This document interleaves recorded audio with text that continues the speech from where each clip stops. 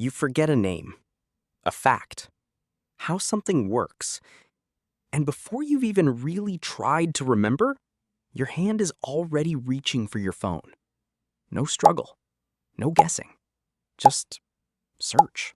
But what if that tiny reflex is changing more than just how you find information? Think about how normal this has become. Can't remember an actor's name? Search it. Don't know a word? Search it. Can't remember a fact? Search it. Can't solve a problem? Search it. Even simple decisions can become search queries. What should I eat? Which route should I take? What's the best way to do this? The question we used to ask ourselves now goes straight to a search bar. And because the answer is only seconds away, we often don't give our own brain a chance first. So, what is actually happening? In 2011, researchers ran an interesting experiment.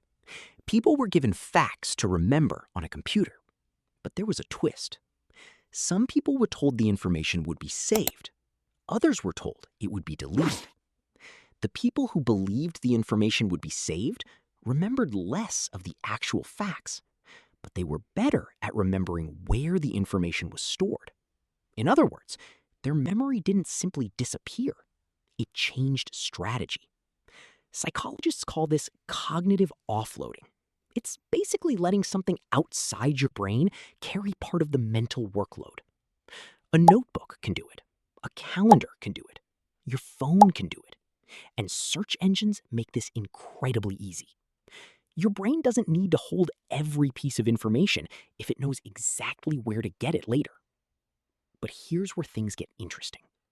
Researchers later tested something much closer to what we actually do online. People were given questions. One group searched for the answer immediately. The other group had to try answering first. And here's the surprising part. Even when people guessed incorrectly, trying first helped them remember the correct answer better afterward. Why? Because the brain had already started working on the problem. It had created a mental slot for the answer.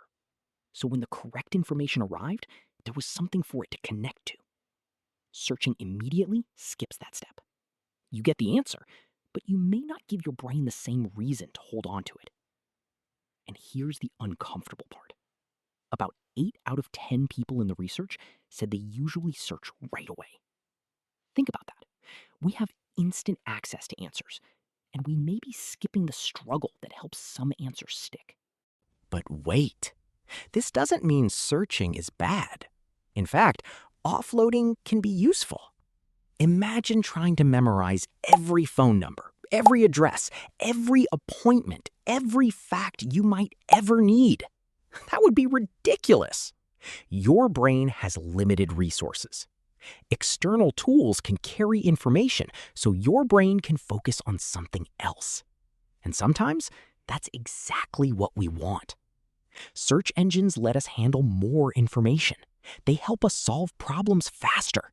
They give us access to knowledge we could never memorize completely. So Google isn't the villain. The phone isn't the villain. Even offloading isn't the villain. The real question is, what are you offloading? And what are you still trying to build inside your own head? The bigger problem may be what happens after the search. You find the answer. It looks familiar. It makes sense. And suddenly, you feel like you know it. But finding information and knowing information are not the same thing. You can recognize an answer on a screen without being able to produce it yourself. You can read an explanation without being able to explain the idea 5 minutes later. And that creates a dangerous little illusion. I found it starts feeling like I understand it. The screen says yes, your brain says yes, but ask yourself to explain it without looking, and suddenly things get interesting. So, should you stop Googling? Absolutely not. Just change the order. Step 1, try.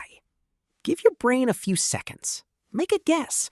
Even a wrong guess can be useful. Step 2, search. Now use Google to check yourself, fill the gap, or correct the mistake.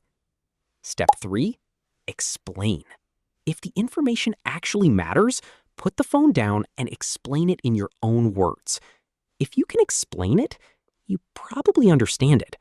If you can't, maybe you only found it. Same Google, same phone, just a different order.